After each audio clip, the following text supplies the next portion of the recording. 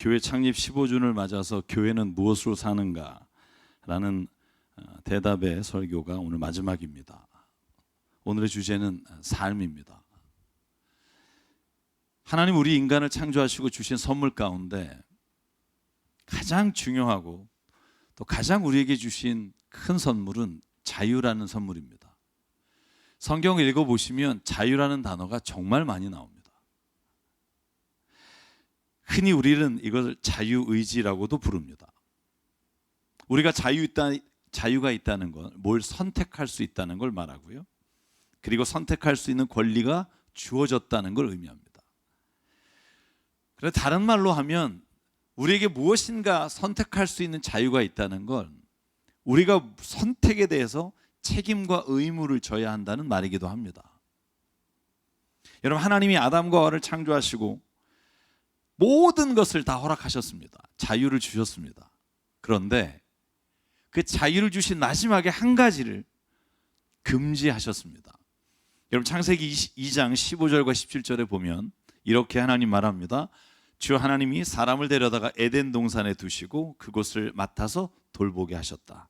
주 하나님이 사람에게 명하셨다. 동산에 있는 모든 나무의 열매는 내가 먹고 싶은 대로 먹어라. 그러나 선과 악을 알게 하는 나무의 열매만은 먹어서는 안 된다. 그것을 먹는 날에는 너는 반드시 죽는다. 하나님은 아담을 데리고 에덴 동산 안에 두시면서 모든 것을 돌보고 모든 것을 먹을 수 있는 자유를 주셨습니다.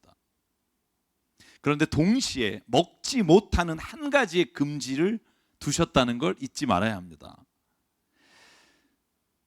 사랑 여러분, 우리가 잘 아는 것처럼 창세기 3장을 더 읽어보면 아담과 하와가 하나님이 금지하신 선과 악을 알게 하는 열매를 따먹고 그들이 하나님으로부터 쫓겨나 에덴 동산을 벗어나게 됩니다. 여러분, 오늘 제가 마지막으로 우리가 삶이라는 주제를 다룰 때 우리가 선택할 수 있는 자유와 또한 우리가 선택한 것에 대한 책임을 져야 한다는 말을 드렸습니다. 왜? 자유에는 한계가 있기 때문입니다. 여러분, 모든 종류의 창조된 피조물은요, 한계 안에 거합니다. 한계가 없는 분을 하나님이라고 말합니다. 제가 여러분 예담길, 예수님을 닮아가는 길 성경 공부를 할 때마다 말씀드리는 게 있어요. 그게 뭐냐 하면 바닷물에 있는 물고기가 더 자유로울까요? 항아리 안에 있는, 어항 안에 있는 물고기가 더 자유로울까요? 그러면 100% 그래요. 바다에 있는 물고기가 더 자유롭죠. 그죠? 왜냐하면 영역이 그렇게 넓어진 만큼 내가 다닐 수 있는 곳이 많아지니까. 그러면 제가 질문을 또 드려요. 그러면 만약에 그 물고기가 바다라는 한정된 곳을 뛰어넘어서 육지에 올라와서 자기 마음껏 돌아다니면 어떻게 될까요? 죽습니다. 물고기가 아주 자유롭게 살아갈 수 있는 곳은 물 속에서 한정돼 있다는 겁니다. 벗어나는 순간은 자유라고 말하지 않고 죽음이에요. 하나님이 우리에게 자유함을 주셨어요. 너희가 모든 것을 따먹어라. 그런데 이 한 가지에 너에게 주지 않은 것이 있는데 왜? 이것을 먹는 날엔 너희가 반드시 죽기 때문이다. 너희는 선과 악을 다룰 수만한 힘이 없으며 선과 악을 만든 것이 아니기에 네가 선과 악을 결정하는 주인이 되는 순간 너 자신은 스스로 무너지는 걸 모르게 될 거다. 그러니까 이것만큼 하나님께 맡기라는 거예요. 여러분, 이런 분 자주 만나요. 성경 공부하다 보면 하나님이 뭐하러 자유를 주셔가지고 또 마지막엔 또 심판을 주시고 차라리 주질 말든가. 여러분 그런 생각 안 해요? 따먹으라고 놓고 또 따먹으니까 뭐라 그러고. 여러분, 자유라는 건요, 만약에 우리가 그게 없다고 한번 생각해 보실래요? 여러분이 태어나는 순간부터 창조자의 의지에 따라서 아무것도 혼자 결정할 수 없고 시키는 대로 모든 것을 해야 되는 상황이 여러분에게 창조의 기쁨이 될 수 있을까요? 여러분, 우리가 AI 그러잖아요. AI가 뭐예요? 인간이 주입한 프로그래밍에 따라서 움직이지만 그래도 굉장히 자유롭게 생각할 수 있는 의지가 있잖아요.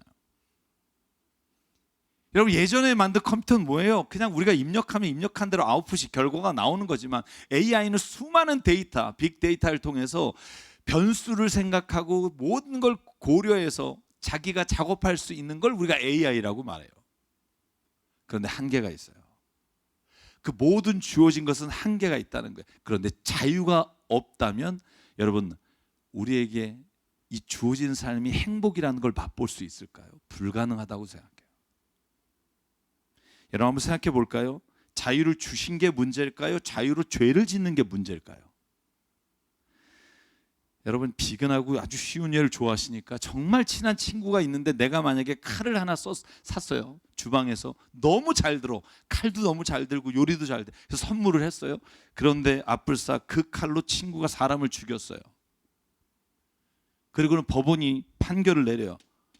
칼을 사준 친구에게 모든 책임이 있다. 안 사줬으면 이런 일이 일어나지 않을 텐데. 여러분, 이런 판결이 옳은 판결이라고 생각하는 사람은 없을 거예요.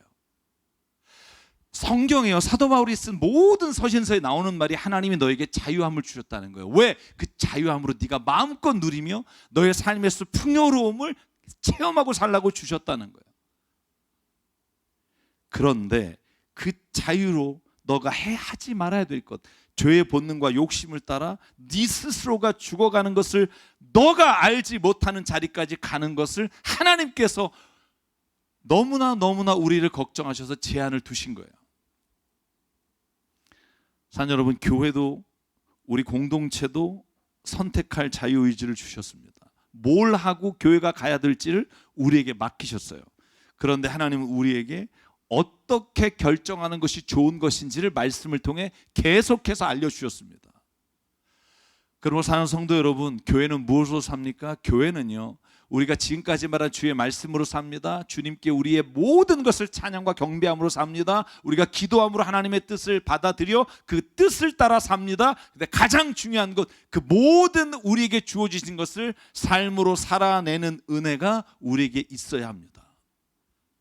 만약에 삶으로 살아내지 않는다면 그건 추상적인 것이고 우리가 생각으로만 머물게 된다면 그건 믿는 게 아니라는 거예요. 여러분, 오늘 우리가 읽은 야고보서의 말씀을 보면 1장 1절에 이렇게 돼 있어요. 세계에 흩어져 있는 12지파에게 문안합니다. 이 말은 온 교회, 세상에 있는 모든 교회에게 제가 편지로 문안합니다 라는 시작이 됩니다. 그리고 뭐라고 말해요? 그리스도인이 해야 될 가장 중요하고 시급한 게 뭡니까? 사도 야고보는 이렇게 말해요. 22절, 말씀을 행하는 사람이 되십시오. 말씀을 듣기만 하고 나는 말씀을 들었으니까 난 그런 사람이야, 그런 착각하지 말고 말씀을 들은 대로 행하는 사람이 되십시오. 여러분, 제가 여러분에게 가끔 말씀드린 거 있죠. 제가 요즘 다이어트 중이에요. 안 믿으신 얼굴이지만 하고 있어요. 제가요, 텔레비전으로 다이어트 프로그램을 진짜 많이 봐요. 저걸 먹으면 되는구나.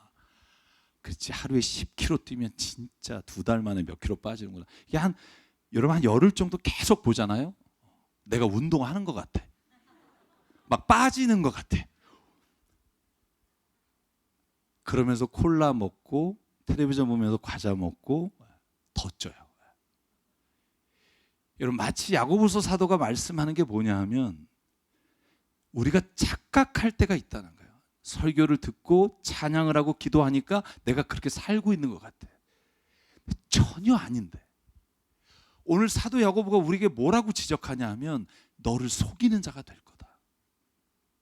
스스로가 그렇게 살지 못하는데 나는 그 정도 살고 있다라고 경륜이 10년 됐으니까 20년 생활했으니까 나는 지금 그렇게 살고 있다고 착각하는 네가 되지 마라. 말씀을 듣고도 행하지 않는 사람은 있는 그대로 자기 얼굴을 거울 속으로 들여다보기만 하고 그 들여다보는 것으로 만족하는 사람이 말씀을 듣고 행하지 않는 사람이다. 그리고 이런 사람은 자기의 모습을 보고 떠나가서 그것이 어떠한지 곧 잊어버리는 사람이다. 사랑하는 성도 여러분, 믿음은 관념이나 생각이 아니라 삶이라는 것을 잊지 않길 주의 이름으로 축복합니다. 교회는 말씀을 듣는 것이 목적이 아니라 그 말씀을 살아내는 것이 목적입니다. 무엇을 믿느냐는 것은 자신이 그 믿는 대로 살아가는 것을 통해서만 당신이 믿고 있는 것이 증명됩니다. 나는 누구를 믿습니다. 그런데 사는 것 그렇지 않으면 어느 누구도 당신이 그걸 믿는다고 생각하지 않습니다. 그래서 사도 바울은요, 그리스도인들은 복음을 믿는다라고 말하지 않아요. 그리스도인은 복음으로 말미암아 살리라라고 말해요. 여러분, 이 핵심이 뭐냐 하면 the righteous, 옳은 사람, 의인, 그리스도인은 will live예요. 믿는다가 아니라 믿음으로 사는 거예요. 할렐루야. 우리는 사도 바울이 오직 율법이 아니라 믿음이다라고 말하는 것 때문에 자꾸 우리는 믿음이라고 하는 관념과 추상을 신앙이라고 착각해요. 아니라는 거예요. 우리가 믿음이라는 단어는 우리가 삶의 방향과 지표를 의미하고, 그 삶의 방향과 지표가 잡혔다면 사도 바울은 말이에요, 그렇게 사는 게 그리스도인입니다. 그렇습니다. 우리가 교회에서 하나님 말씀을 듣고 깨닫고 주님을 찬양하고 기도하며 하나님의 뜻을 헤아린다고 해도 삶으로 복음을 살아내지 않는 교회는 교회가 아닙니다. 그냥 모임입니다. 그러므로 교회가 할 마지막 사명은 복음을 살아내는 일인 줄 믿습니다. 여러분, 그런데 문제가 있어요. 뭐냐 하면 복음을 살아냅시다, 삶으로 우리가 그리스도인답게 삽시다 말하면 머리에 떠오르는 단어가 이런 단어들이라는 거예요. 선교, 봉사, 섬김, 나눔, 어려운 사람 돕는 거. 이걸 우리가 교회가 삶으로 살아냈다고 생각해요. 아니면 신앙생활 잘하는 거, 기도 열심히 하고 교회 열심히 나오고. 그런데 성경을 정말 꼼꼼히 자세하게 읽어보면 그것보다 먼저 되는 삶이 있다는 거예요. 그것보다 훨씬 더 중요한 삶이 있다는 거예요. 그걸 깨닫지 못하고 그렇게 살지 않으니까 교회가 이렇다는 거예요. 그게 뭘까요? 여러분, 선교 많이 하고 가난한 사람 많이 도와주고 우리가 어려운 사람 보면 막 모든 걸 다 내어주면, 그러면 그게 복음을 살아내는 걸까요? 교회 열심히 나오고 줌으로 열심히 그래도 참여하시고 이러면 내가 신앙생활 잘하는 것뿐 아니라 삶으로 지금 복음을 살아내는 걸까요? 아닙니다. 성경은 가장 중요한 삶이 있는데 그게 뭐냐 하면 우리가 가진 성품의 변화가 가장 중요한 삶의 변화예요. 여러분, 사도 바울은요, 이런 성품을 갈라디아 5장에 이렇게 말해요. 성품의 9가지 열매, 그걸 성령의 열매라고 말해요. 구체적으로 이런 겁니다. 성령의 열매는 사랑과 기쁨과 화평과 인내와 친절과 선함과 신실과 온유함과 절제니 이런 것들을 막을 법이 없습니다. 사랑 여러분, 교회가 세상에서 주님의 말씀을 따라 어렵고 힘든 사람을 도와야 돼요. 봉사해야 돼요. 근데 그게 궁극적인 그리스도인의 삶의 목적은 아니에요. 그리스도인의 삶의 목적, 여러분이 교회에 나와서 예수 그리스도를 말미암아 변화된 목적은 뭐예요? 당신이 새 사람이 되는 것인 줄 믿습니다. 내가 새 사람이 되는 거예요. 내가 뭔가를 열심히 하는 게 아니라 내 자신이 하나님의 자녀라는 걸 깨닫고 그 자녀답게 내 자신이 성품이 주님을 따라 예수를 따라 사는 것, 그게 하나님이 우리에게 주신 삶의 변화의 가장 큰 초점이에요. 여러분, 그래서 성령의 열매에 반대되는 개념을 갈라디아 5장 19절부터 이렇게 말해요. 육체의 행실은 음행과 더러움과 방탕과 우상숭배와 마술과 원수 맺음과 다툼과 시기와 분쟁과 분열과 파당과 질투와 술취함과 흥청망청 노는 노름과 이 모든 것들이 뭐와 관련돼요? 내 자신의 성품과 인격과 관련돼 있어요.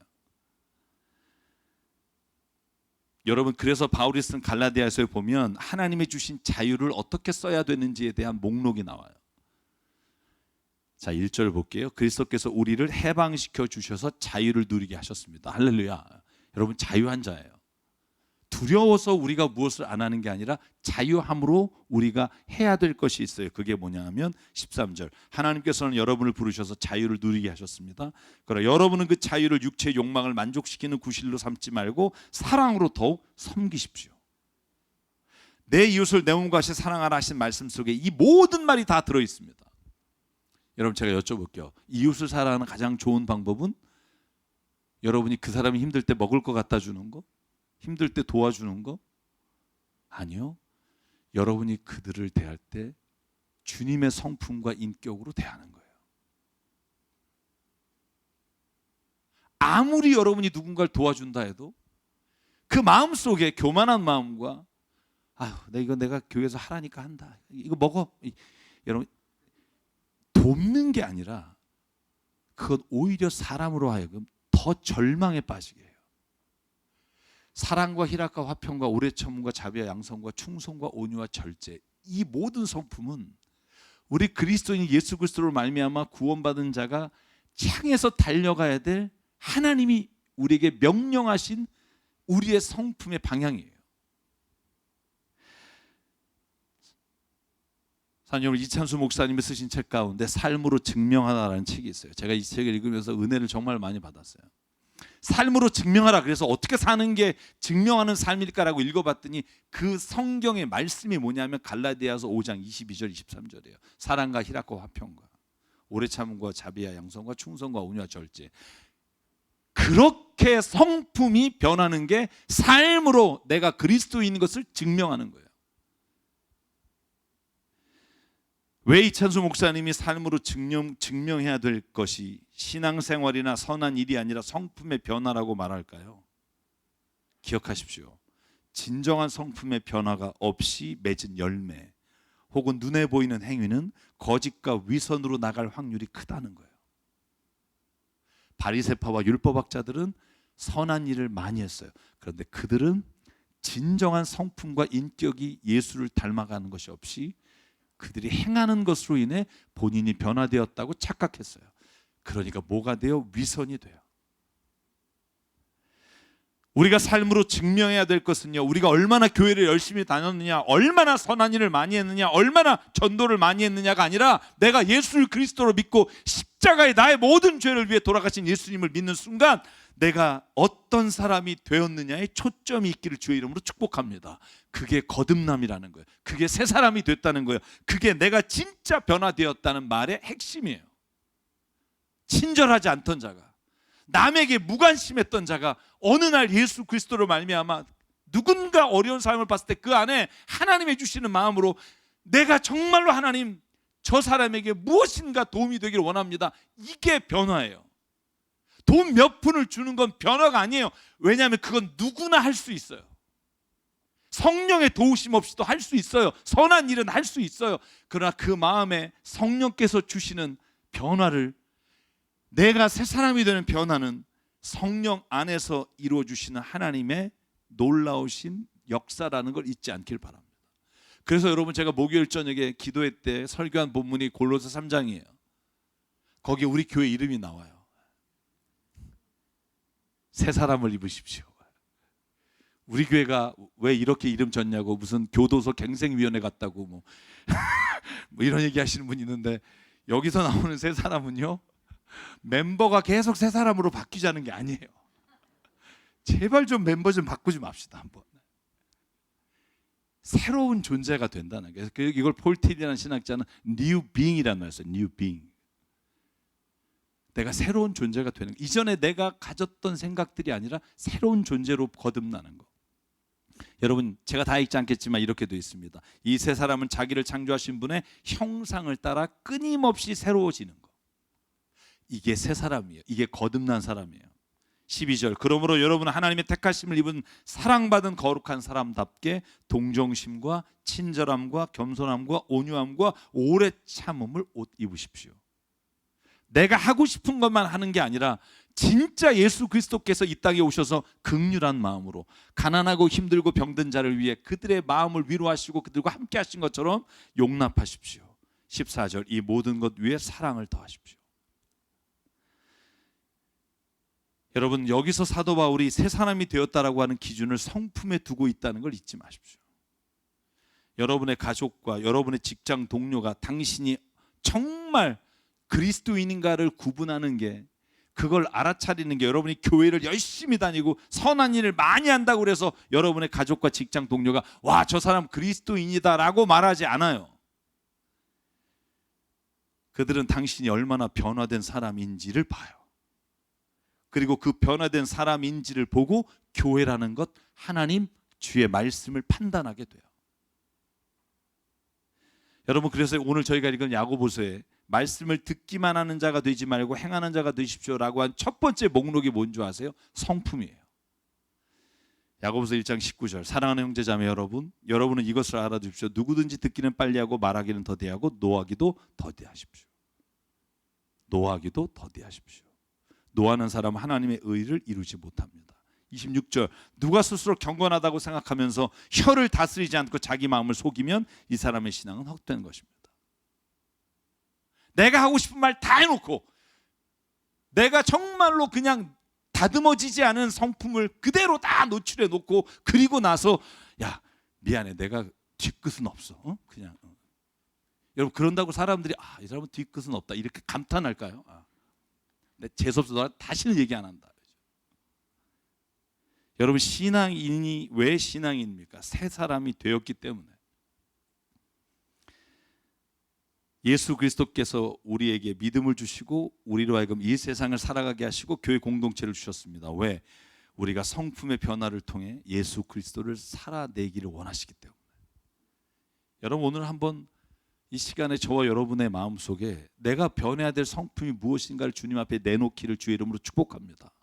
내가 이 성품을 하나님 만져주십시오. 여러분 예수 믿고 난 이후에 교회 나가는 거 그렇게 없지 않아요. 왜? 시간만 투자하면 돼요. 예수 믿고 난 다음에 선교사를 위해 헌금하거나 아니면 어려운 사람을 위해 헌금하는 거 어렵지 않아요. 왜? 그 돈만 내면 돼요. 그래서 여러분 교회는요 자꾸 이렇게 돼가요. 시간을 투자하게 하고 돈을 투자하게 하고. 그런데 교회 안에서 진짜 투자해야 될 게 뭐냐면 내가 성품이 변하기 위해 끊임없이 눈물을 흘리며 기도하며 내 자신을 부둥켜 안고 주 앞에 나오는 게 필요해요. 그게 제일 어렵거든요. 여러분 시간 내고 돈 내는 거 마음만 가지면 할 수 있어요. 성품이 변하는 거 여러분 이거 사람 미칠 수도 있어요. 왜 그런 줄 아세요? 성품이 변한다는 건요 지금까지 나는 이런 사람이다라고 여겼던 자기 의식도 변해야 되고 자기가 옳다고 여겼던 삶의 기준도 성경 말씀을 따라 변해야 되고 자신이 그것을 살아내려고 하는 노력과 훈련이 없이는 되지 않기에 변화되는 것에 대해서 알지만 서로가 무감해요. 그리고는 이렇게 서로 위로하는 거 아세요? 그래 우리가 어떻게 예수 믿는다고 다 바뀌니 그래 타고난 건 못 바꿔 그러니까 우리 그냥 더 열심히 일하자. 그죠? 그런 사람이 교회를 힘들게 해요. 여러분 위로할 건 이런 걸 위로하는 게 아니에요. 내가 주의 말씀을 따라 살려고 했다가 그 성품대로 살지 못하는 걸 우리가 큐티 나눔 시간에 우리가 말씀을 나누는 시간에 나는 이런 사람입니다라고 고백할 때 그 고백이 서로의 고백이 되고 예수 안에서 우리가 그것을 위해서 기도하고 그것을 위해서 함께 치유하며 나갈 때 주시는 하나님의 그 놀라운 변화를 체험할 때 그 안에 놀라운 은혜가 있다고요. 나 자신이 변화돼야 하는 것 이게 제일 힘들어요. 왜냐하면 과거의 자신의 모습과 싸워야 하는 괴로움이 있기 때문이에요. 익숙한 것과 결별해야 하기도 하고 편했던 습관을 버려야 하기 때문에 이 성품이 변화되는 것 너무나 어려운 일이에요. 그것 없이 예수 앞에 나오지 말라는 거예요. 누가? 사도 바울, 사도 야고보가 그거 없이 당신이 새 사람 됐다고 말하지 말라는 거예요. 왜? 그것 때문에 누군가는 여러분 앞에서 힘들고 괴롭고 상처받는 삶을 살아가고 있기 때문에. 그래서 야고보 사도가 이렇게 덧붙여요. 1장 25절. 그러나 완전한 율법 곧 자유를 주는 율법을 잘 살피고 끊임없이 그대로 사는 사람은 율법을 듣고 잊어버린 사람이 아니라 그것을 실행하는 사람인 것입니다. 이런 사람은 그가 행한 일에 복을 받을 것입니다. 아멘. 사랑 여러분, 저와 여러분이 올해 한 해 동안 제가 그런 기도를 하고 있어요. 하나님, 우리가 주 안에서 성품이 변화되는 은혜를 체험하기 원합니다. 당신의 성품이 바뀌면 주변에 많은 사람들이 기적을 체험해요. 제가 군대에 있을 때요, 원사 한 분이 있었어요. 그 하사관 중에 제일 높은 분이에요. 제가 여러분 말씀 안 드려요. 제가 병장 때 교회 설교를 했어요. 여단에서. 대령이에요. 대령이 여단장입니다. 별 하나 원스타예요. 그 밑에 그 대령이 우리 모든 걸 관장했어요.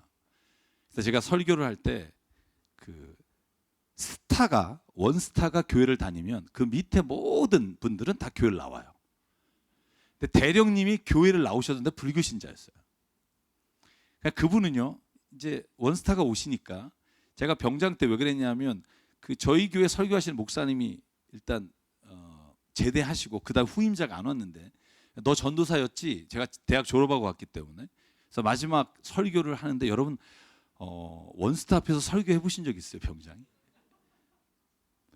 예배 시작 전에 대령이 와요. 10분 전에. 왜냐하면 이제 스타가 오시는 자리를 먼저 살펴요. 그러면 그 원스타가 앉는 자리에 성경책 오늘 본문을 제가 펴놔요. 딱 펴놓고 그 밑에 주보를 깔아놓고 꽃방석을 앉혀드려요.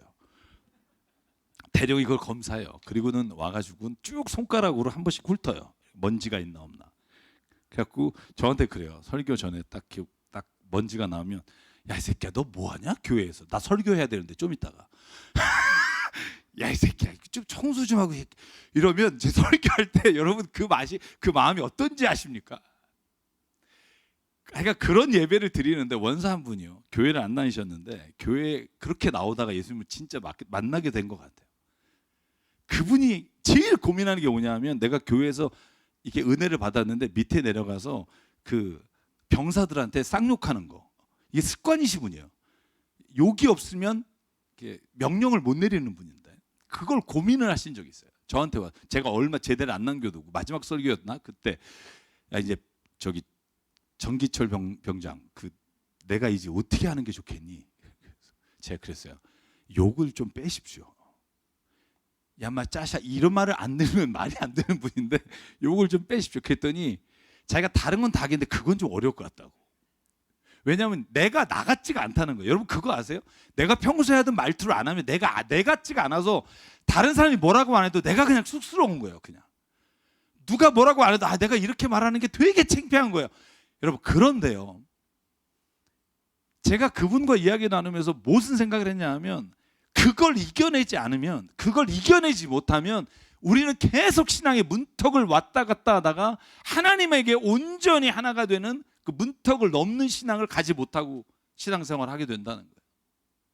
여러분이 좀 어색해도 여러분이 좀 쑥스러워도 여러분이 좀 나 자신이 아닌 것 같아도 한번 예수께서 말씀하신 그 말씀을 따라 여러분의 언어와 여러분의 행위를 바꿔보십시오. 그러면 놀라운 일이 일어나요. 내가 먼저 내 자신이 그 말을 하는 나 자신을 보면서 놀라게 돼요. 그러므로 성품의 변화가 교회 공동체 안에 함께 일어나면 말씀을 살아내는 교회가 돼요. 여러분 그때 하나님께서 우리에게 주시는 놀라우신 복음의 역사가 진짜 우리를 아는 모든 사람들에게 퍼지게 돼요. 그래서 여러분 야고보서 1장 27절 경건한 삶에 대해서 야고보는 이렇게 규정을 합니다. 하나님 아버지께서 보시기에 깨끗하고 흠이 없는 경건은 고난을 겪고 있는 고아들과 과부들을 돌보아주고 자기를 지켜서 세속에 물들지 않게 하는 것입니다. 아멘.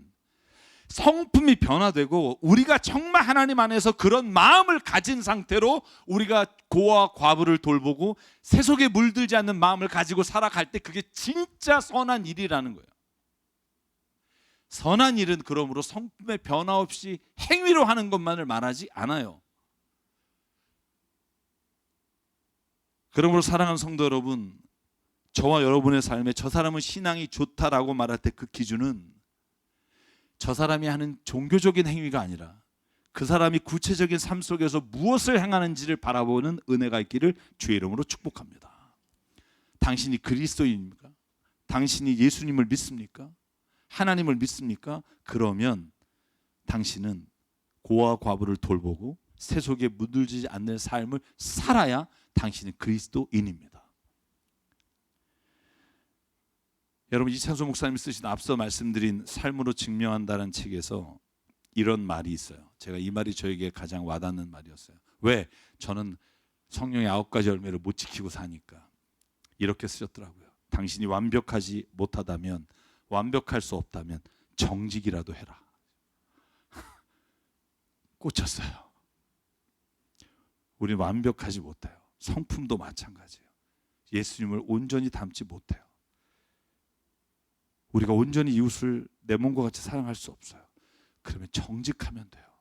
하나님 나는 그렇게 살지 못합니다. 하나님 나는 진짜 부족합니다. 그렇게 정직할 때 성령님이 우리를 도우신다는 거예요. 그때 그 성령이 우리가 말할 수 없는 우리가 행할 수 없는 일을 행하게 하신다는 거예요. 로마서 8장 26절과 27절이에요. 이와 같이 성령께서도 우리의 약함을 도우시나니 우리가 어떻게 기도할지를 알지 못할 때 성령께서 친히 이루다 말할 수 없는 탄식으로 우리를 대신해 기도합니다.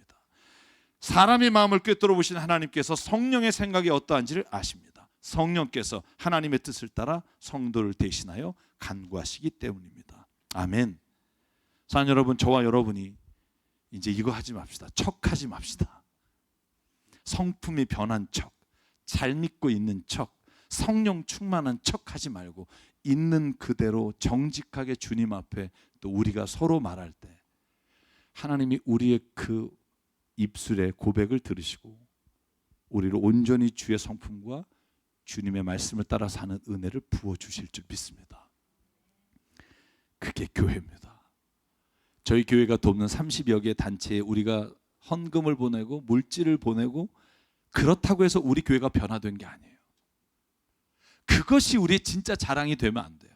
진짜 자랑은 그렇게 하는 것이 우리의 기쁨이 되고 우리가 그러므로 말미암아 그곳에 찾아가서 시간과 우리의 가진 모든 일들을 함께 나누는 은혜가 있어야 그게 진짜 변화예요. 두 가지만 말씀드릴게요. 하나는 교회 와서 여러분 친절하게 인사하십시오. 저는 원래 못해요. 원래 안 해요. 그러니까 변하자는 거예요. 둘째, 우리가 이제 코로나가 좀 지나서 어딘가를 돕고 누군가를 섬길 때 그 자리에 함께 하십시오. 저는 목사님 원래 그런 데는 안 가요. 원래 그거 하면 머리가 아파요.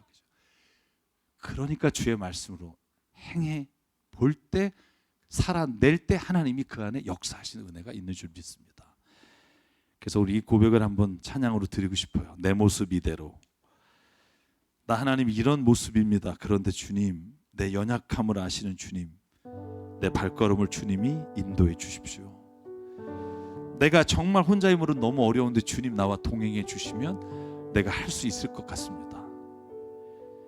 나의 가장 큰 소망이 있습니다. 주님, 나의 삶에 동행해 주십시오. 그래서 주님이 원하시는 일을 내가 함께 해나갈 수 있게 인도해 주십시오. 여러분, 이 고백이 오늘 저와 여러분의 기도가 되기를 바랍니다.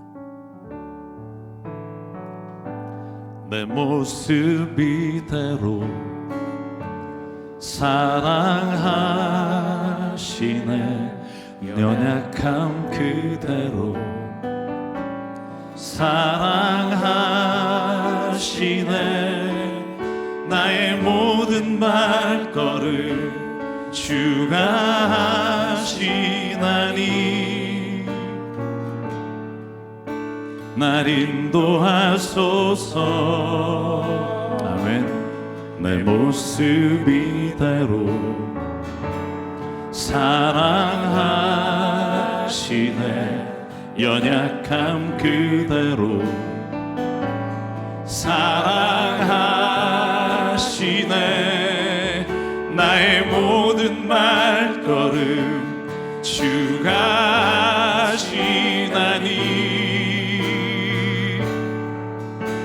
날 인도하소서. 주의 날개 아래 거하는 것, 주의 임재 안에 거하는 것, 나의 가장 큰 소망, 나의 가장 큰 은혜, 주와 함께 동행하느니 주의 날개 아래 거하는 것, 주의 임재 안에 거하는 것, 나의 가장 큰 소망, 나의 가장 큰 은혜, 주와 함께 동행하느니. 우리 한 번 더 일어나서 고백할게요. 내 모습 이대로 사랑하시네. 연약함 그대로 사랑하시네. 나의 모든 발걸음 주가 하시나니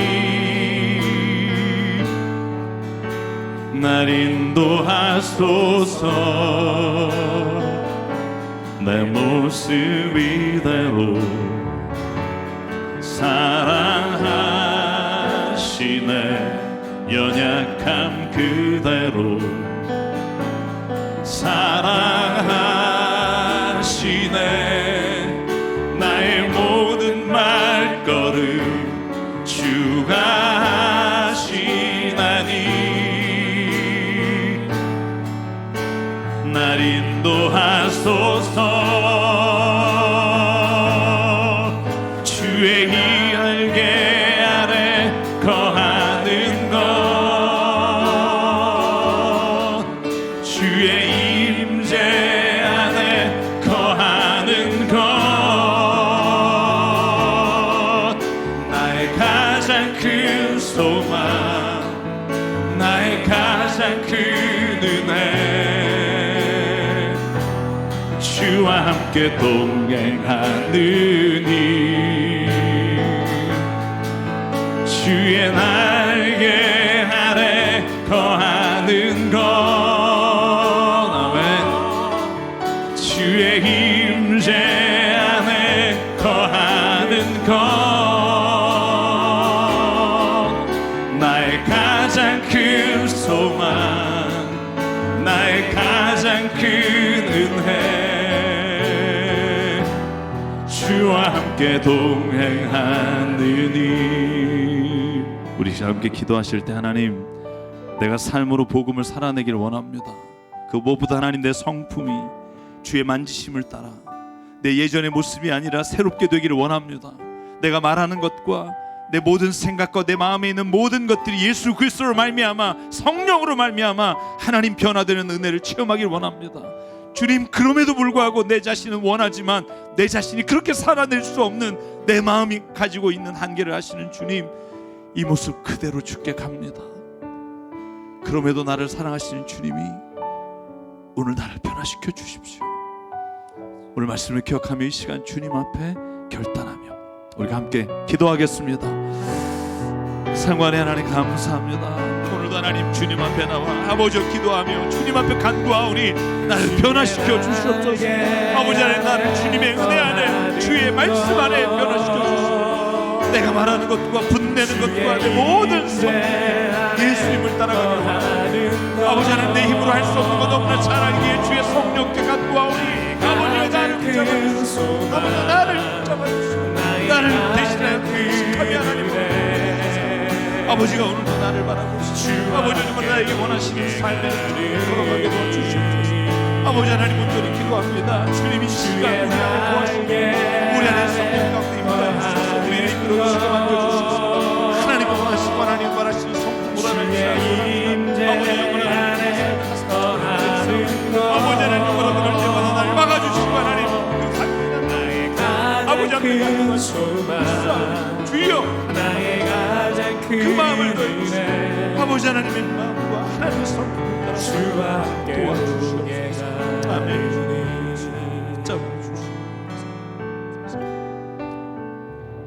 상과 은혜 하나님, 주 예수께서 보여주신 또 주님을 따라 사는 내 성품의 변화를 이루기 위해 살다가도 내 변화된 성품을 이용하거나 상처 주는 사람을 만날 때 하나님, 우리가 더 힘들게, 더 어렵게 무너지는 경우가 있음을 고백합니다.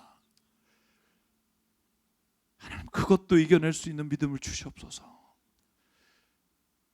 예수 그리스도께서 십자가의 길을 걸어가실 때 침뱉음을 당하고 모진 모욕과 욕을 당한 자리에서도 하나님의 구원의 십자가의 뜻을 기억하신 것처럼 우리의 성품이 주님을 따라가는 길에 당하는 어려움과 고난이 있을 때 주님의 십자가를 기억하며 이길 수 있는 능력을 더하여 주시옵소서. 성령이 너에게 임하시면 너희가 권능을 받고, 하나님 오늘 우리에게 그런 권능을 주시사 능히 주의 말씀으로 변화된 교회 공동체 안에 우리가 살아가는 능력을 더하여 주시옵소서. 우리 주신 생명과 시간과 달란트와 모든 물질이 주님의 것임을 알아 이 시간 주님께 드립니다. 사용되는 곳마다 하나님의 나라와 뜻이 이루어지게 하옵소서. 이제는 우리 주 예수 그리스도의 은혜와 하나님 아버지의 무한하신 사랑과 성령님의 감동, 감화, 충만, 교통, 위로하심이 오늘 이 시간 예수님의 성품을 따라 살기를 소망하며 우리의 삶의 자리로 돌아가는 여긴 한 분 한 분 머리 위에 그 가정과 일터 위에 주님 세우신 새삼교회 위에 지금부터 영원토록 함께 하시기를 간절히 축원하옵나이다. 아멘.